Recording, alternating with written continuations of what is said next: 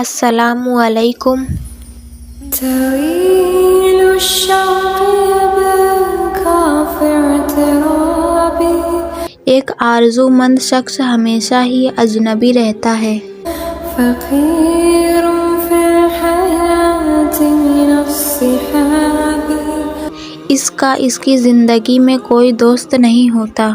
ومن يعمل يا دنيا الدواحي، اور جو اس بد نصیب دنیا پر اعتبار کرے گا، توصين المصاحب في التراب، اس کے قدموں کے نشان بھی اس کی دھول میں مٹ جائیں گے۔ أعجب من مريضك وهو يدري، مجھے حیرت اس پر جو اس کو جانتے ہوئے بھی اس کی چاہت رکھتا ہے۔ بأنك في الورى أم العجاب، اس کی تخلیق بہت ہی حیرت انگیز ہے۔